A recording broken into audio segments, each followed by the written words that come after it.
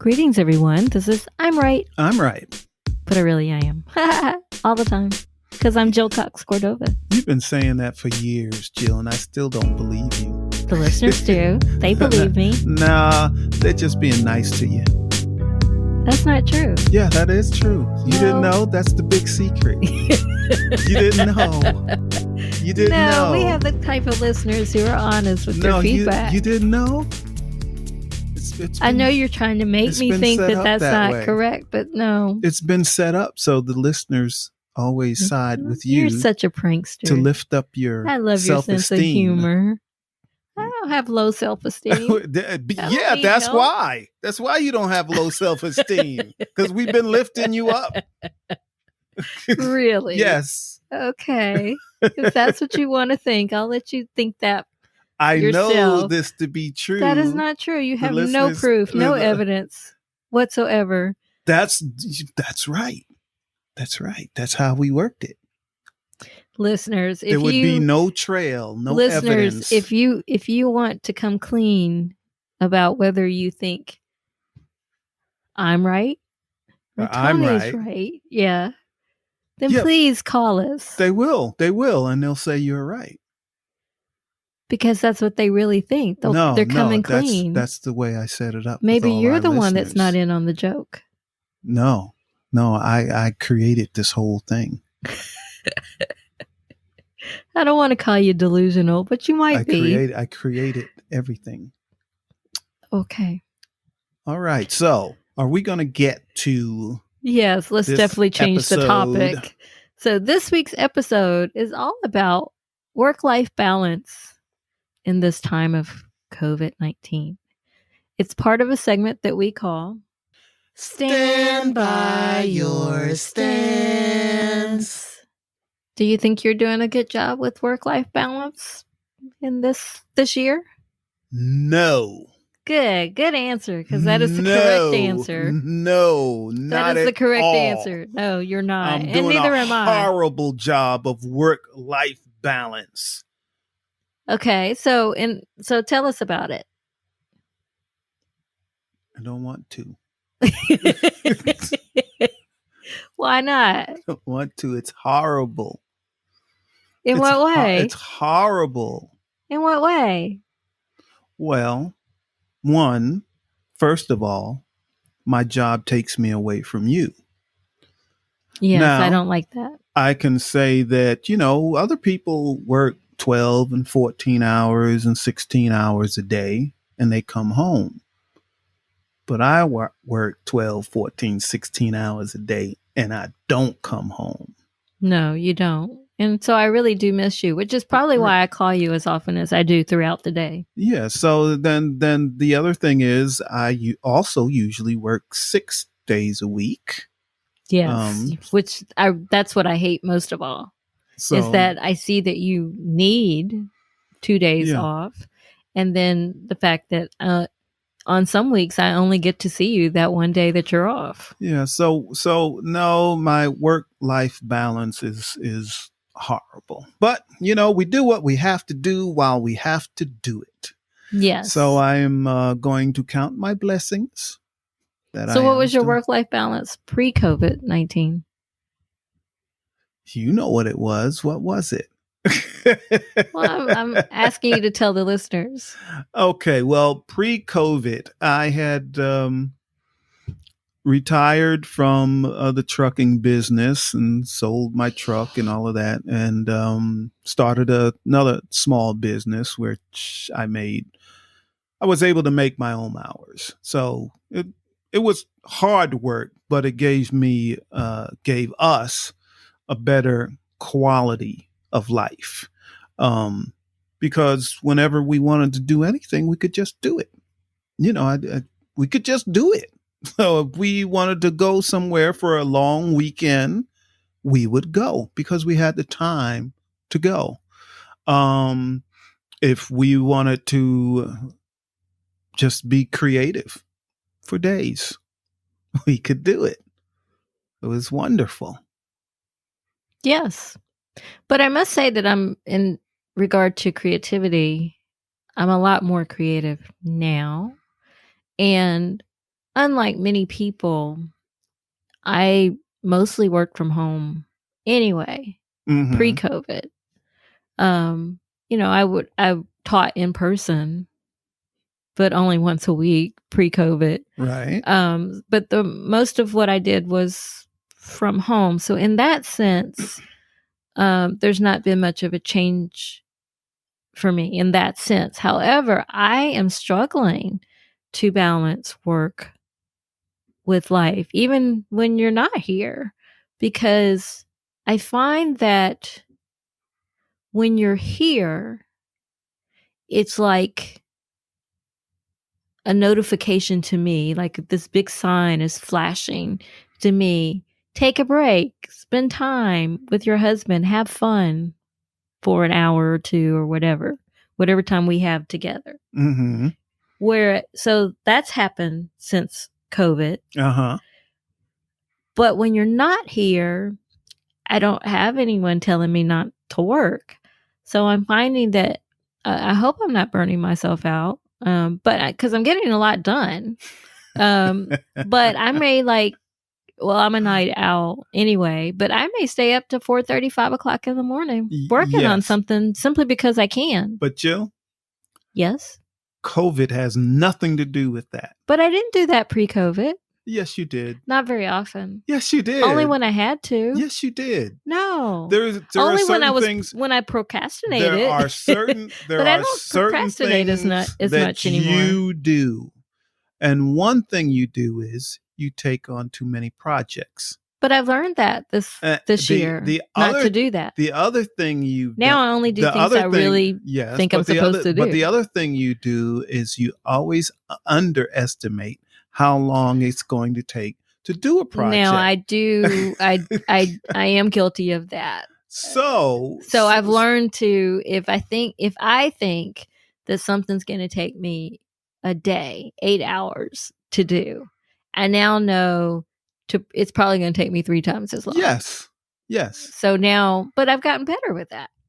It just makes me somewhat. And because I don't, I used to say I thrive under pressure, which I actually still do, but I try not to be the one that puts the pressure on me. Mm-hmm. So I don't procrastinate nearly as much as I used to. Well, that's good.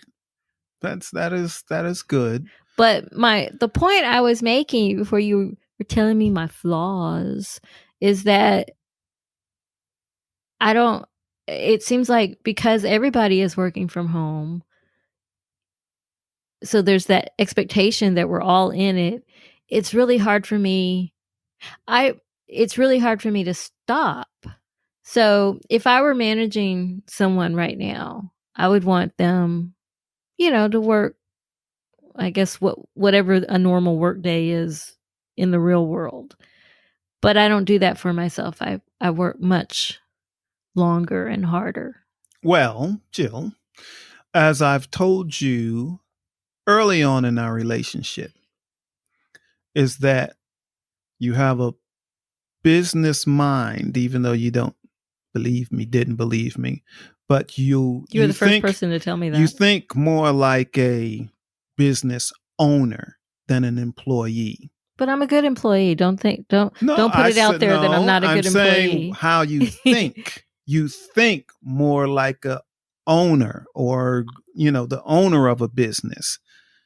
You would think the way the owner would think of that business. Okay. And you would work accordingly. People that own their own businesses typically work, 12, 14 yes, because you want it to be right. Yes. And a lot of times that's the only way you're going to be successful is to really put in that time. Yes. So, but you have that mindset. So you will just keep going. Where a person that has an employee mentality, they're more like, oh, I've worked 8 hours. That's it. And they will stop. You're right. I've never felt that way. I like to finish what I start. So if I haven't finished, I keep going till I finish it. Yeah. And now what I've heard, and I'd like to hear from the listeners on this, yes, is that many people that started working from home since COVID. So they didn't work from home before? No, they went to the office every day. Mm-hmm. Many of them are working way more hours than they did. So that's the same thing I'm saying. Even though I was working from home before, I'm putting in more hours than I ever did. Just because you take on more projects. That's why. And you put deadlines on yourself. I'm a deadline-driven person. Yeah, sure. But sometimes they're not realistic, so you put too much pressure on yourself. But I get it done eventually. Usually not when you said you were going to get it done. So that it's all good. But for the people that are employees, and now during COVID, they find out they're working 10 hours a day and 12 hours a day. But do you think that's their fault, or do you think it's the employer's fault for thinking that just because you're home, you can work? Well, here's the thing. Many of the employers, for whatever reason it is, I don't know, they don't like their employees to work from home because they can't see them.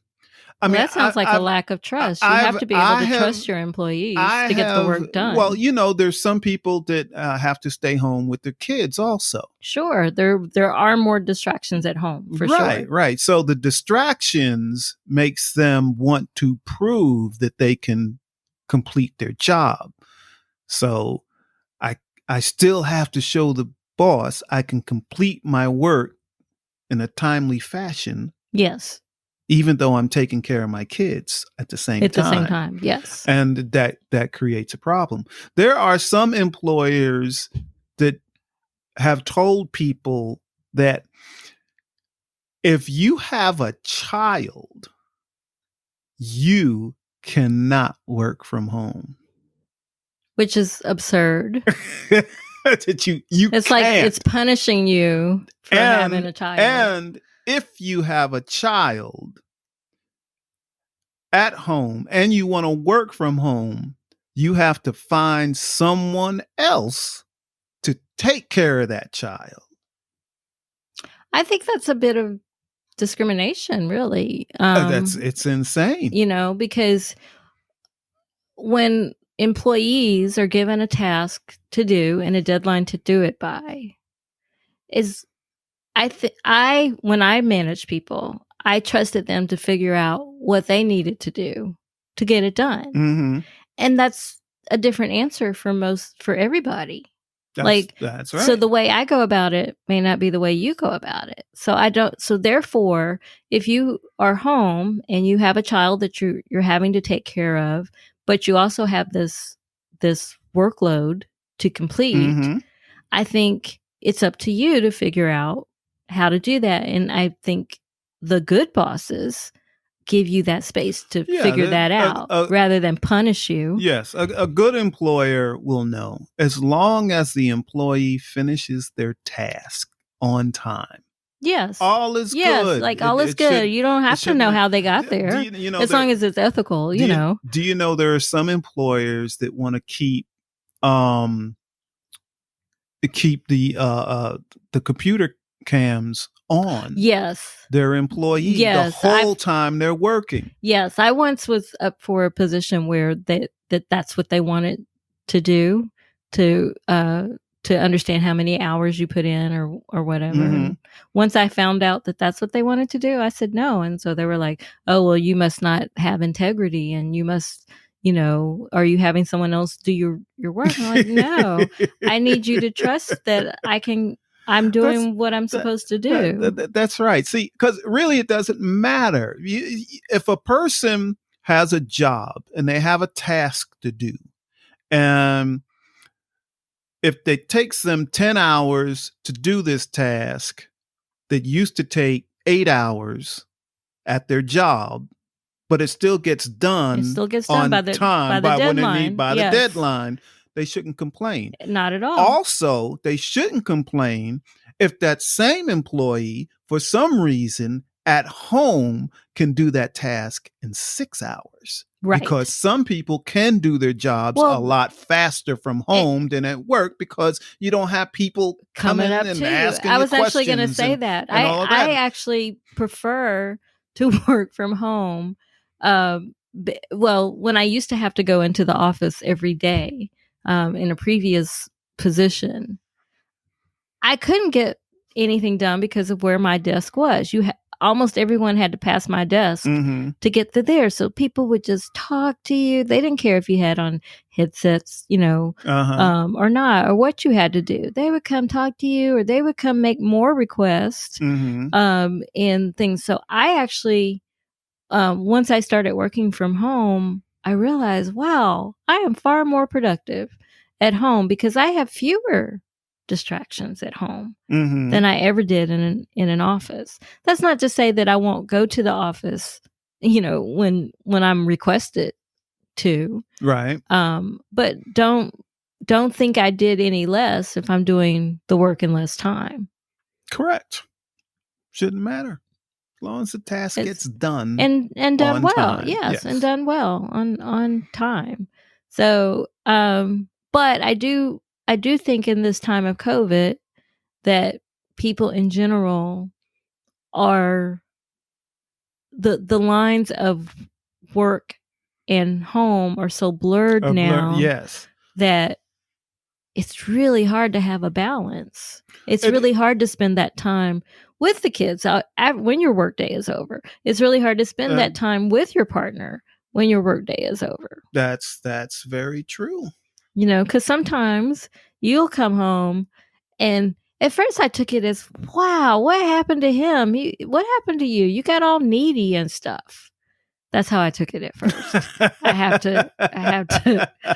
to admit. I'm like, when did you become needy? Oh my gosh. Because you would say things like, you're not paying attention to me. And I wasn't. Well, and I'm like, I'm working. No. But I was just messing around when I say that stuff. No, but it was also a good reminder to me, because once you started doing that, I'm like, well, how long have I been working? And I'm like, oh, I actually do need to take a break. No, but seriously, I know if you have work, if you have work to do, I might mess with you a little bit. I want to spend some time with you. Or we'll be in the same room and I'm working and you're watching something and you'll say, "So Jill, I'm like, "Are you talking to me?" I don't want to talk to you. I wasn't talking to you. Yeah, I want to talk to you. Minding my own business. But you weren't, because you called me by name to tell me something about a show that I'm not even watching. That was somebody else did that. Who?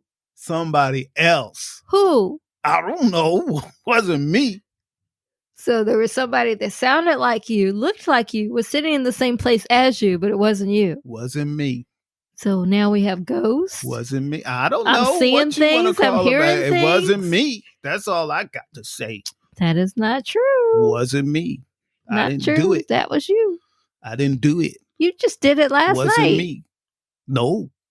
Night before? No. One of those nights. You did it recently. No. Wasn't me. Yes, it was. You are mistaken, woman. Well, man, I'm not.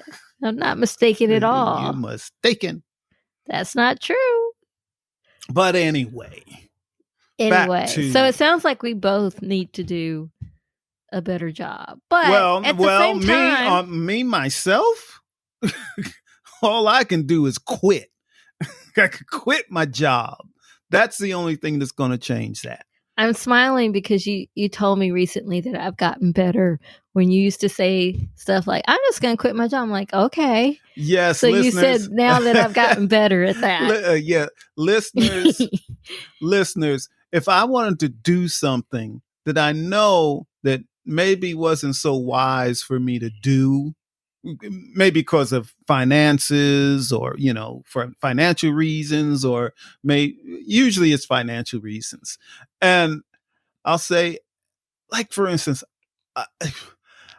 I might see a vehicle, and listeners, I always buy older vehicles. So it's not like I'm spending $1 million on vehicles.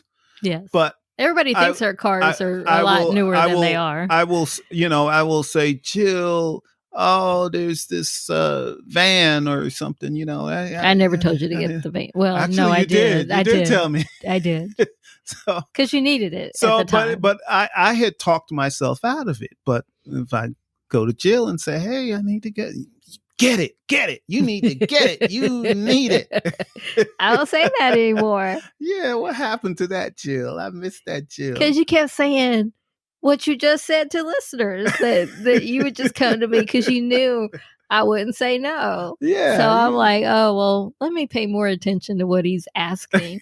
So I started saying no. Yeah, like, you don't need that. No. So I want to quit my job. Quit. You need to quit. Quit now. Because I had faith, baby. I had faith in you that it was going to be all right. Because sometimes you do have to walk away from jobs without something else. I've done that before, and it turned out fine. Yes, but when I do that, I always have a plan. Maybe you should just walk out on faith. No, not when it comes to money. Nope. I've never been homeless. I don't want to be homeless. Well, I don't want to be homeless. So I have either. to have a plan. I have to know either I have a lot of money in the bank that's going to keep me afloat for a little while. But if we're in a situation that if I quit today, the money's gone tomorrow, there's none left. Nope, can't do it. I once quit a job without another job, but before the day was over, I had another job that I didn't even apply for. Yes, but you're Jill Cox Cordova. What does that mean? The listeners know what I mean. Well, tell me. You're Jill Cox Cordova. I know who I am, but what does that mean? You don't know who you are.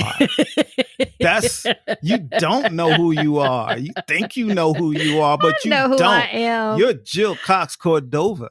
That's the type of things Jill Cox Cordova does. I just had faith that it would all work out, and it worked out the very same day. The very same day. Jill, how many jobs have you applied for? I don't want to answer this question. Answer the question. Let me put the spotlight on you. It'll make you sweat. What was the question? How many jobs have you had to apply for in your career? That I had to apply for? You had to go out and seek that job and apply for it. Maybe 3. I'll say 2.5 because one of them I didn't have to have. You see, you're Jill Cox Cordova. Jobs come to you. You don't have to go and find a job. Jobs come to you. Well, what I want to say about that is what do you want to say about that? Is that I have learned since I started meditating, I have learned to go after what I'm supposed to do. Because if you don't have you keep talking about having a plan. If you don't have a plan for yourself, then other people will plan for you. So I just went wherever, I wasn't even thinking about half the jobs I took when people just called me up and like, hey, you want this job? And they were often in places I'd never even been to. So much of my career path was based on what other people saw for me. And in most cases, that still worked out for me. Yes. But now I'm fully focused on what I, Jill Cox Cordova, want to do. Okay. So now I actually apply. So those 3 jobs have come later in my life. Because I pursued what I want to do. Yes. Instead of what other people think I should do. Yes. So let's get to our next segment that we call Give it a rest and a resolution. So I kind of got us off topic, but what's your conclusion resolution? I don't even remember what this show was about. It's about work-life balance. You got us so far off. Because you said I didn't know who I was, so I was trying to tell you who I am. It's about work-life balance. Well, work-life balance. If you have control of how your work and life will be balanced, you should try to balance it as well as you can. So with me, even in my what I would call a bad situation, I do the best to balance out time between my work and my life. Okay. Well, my conclusion is that I can do a better job of balancing my professional life with my personal life. But right now, I really don't have any regrets either. All right. Well, let's get to our next segment that we call I'm trying to help you. Do you have any advice? Advice? Mm-hmm. About what? You forgot the topic again? Advice about what? Work-life balance. Work-life balance? What would you tell our listeners to do to achieve it? I'm working too much. That's why I'm foggy. That's actually a true statement. I'm all foggy. Foggy. So you want me to give advice? Yeah, you go first. My advice is there are many people who really love their jobs. And if that's what makes you happy, great. But understand that we all need people in our lives too. We were not meant to be here alone. So when you recognize that, then, even if you have to put it on, like schedule it with your, time with your partner or your family, then do that just to make them feel that you love them and, you have time, that you actually have time for them. So I think we make time for the things that are most important to us, or we should. Yeah. For instance, on the quick, to answer things you can do about work-life balance. Well, in our case, what I do is when I know I have other things to do around the house to fix things and stuff like that, I will do it while you're asleep. Yep. So that way I know when you wake up, I'm already done and we can have time together. Yes, you're very good at that. I do appreciate that. Very good at it. So I try to make the best work-life balance, but work with what you got. I guess that's my advice. That's right.